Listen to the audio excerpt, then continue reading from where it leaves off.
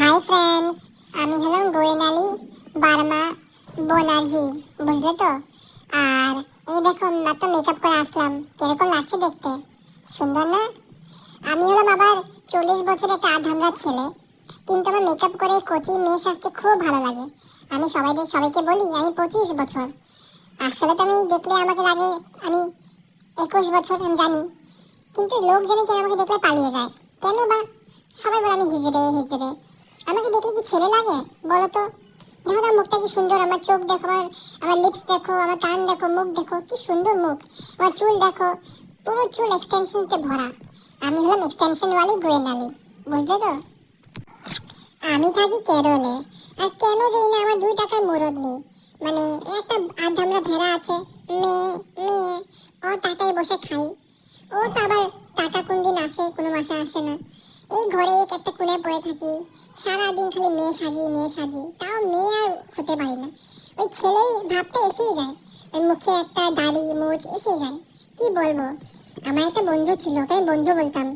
ও আবার কেরলে এসেছিল, কেরল আমার বাড়ি। বাপরে কি সুন্দর ফ্লাইটে, দামি দামি হোটেল। এখন তো আমি বলতে পারবো না যে আমি দামি হোটেল, এখন আমি বলবো যে ফেক ফেক ভিডিও, দমদম থেকে ভিডিও নিয়েছে, এগুলো বলবো। কেন কি আমার তো লজ্জা শরম নেই।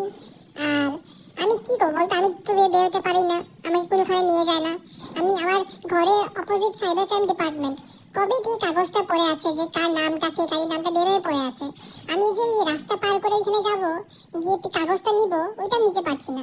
1 মাস হয়ে গেল। আমি খালি সবাইকে বলি কাগজটা এসে গেছে, নামটা বের হয়ে গেছে, নামটা বলবো, নামটা বলবো, নামটা বলবো, নামটা বের হয় না ভাই। আমি যে কি করব, আমার নিজের কোনো ইন্ডিপেন্ডেন্সি নেই।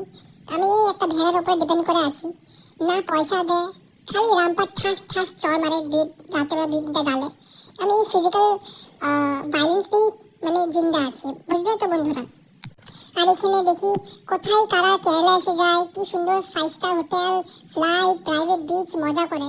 আমি এগুলো কিছু পাইনি, এগুলো কোনো সুখই নেই। আমার একটা শাশুড়ি এসে গেছে, রামপাট কিস্তি মারে আমাকে পুরো দিন। আর আমার এই ভেড়াটা আমাকে নিজের মার সঙ্গে দেখাই করতে দেয় না। আমার লাইফে মানে কোনো সুখ নেই। ওই 5 বছরে ছেলে দেখেছি, 10 বছরে বিয়ে করেছি। আর এখন ভেড়া, মেয়ে মেয়ে, সারাদিন আমাকে খালি আমার মার সঙ্গে দেখা করতে দেয় না, কলকাতা যেতে দেয় না। মানে আমি সারাদিন একটা কোনার রুমে পড়ে আছি। আর ডিপ্রেশন হয়ে গেছে আমার, ডিপ্রেশন, বুঝলে তো বন্ধুরা। কি বলবো, আর আমার লাইফটা এতই ফাকড আপ, মানে কিছু বলার নেই। তাই মানুষের খুশি দেখে জ্বলি। মানুষ যাচ্ছে 4-5টা বিয়ে বাড়ি, আমার জ্বলে শেষ। কেন বিয়ে বাড়ি যাবে? আমি যখন যেতে পারছি না, কেউ কেন যাবে? আমার তো লাইফে কিছু নেই। আমাকে সারাদিন আমার ওই ভেড়াটা আমাকে ঘরে একটানে পাড়ি ফেলে রাখে। কেন কি আমার ভেড়া তো আমার দুটো বউ, একটা ঘরে যে কাজে মাসি বউ, একটা বাইরে সুন্দর ক্লাসি বউ। এই ঘরের বউটাকেও বাইরে নিতে পারে না, আর বাইরের বউটাকে ঘরে আনতে পারে না।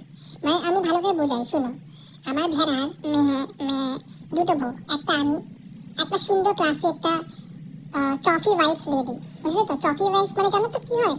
ওই যে ভালো সুন্দর শিক্ষিত মহিলা, যে ভালো চাকরি করে, ওই একটা মহিলা বউ। তো আমি একটা অশিক্ষিত মহিলা গোয়েনালি, আমাকে তো বাইরে নিতে পারবে না সবার সামনে।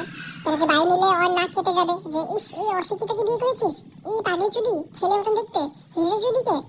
তাই আমাকে আমার বর বাইরে নিয়ে যায় না, সারাদিন ঘরে ওই এক কোনায় ফেলে রাখে।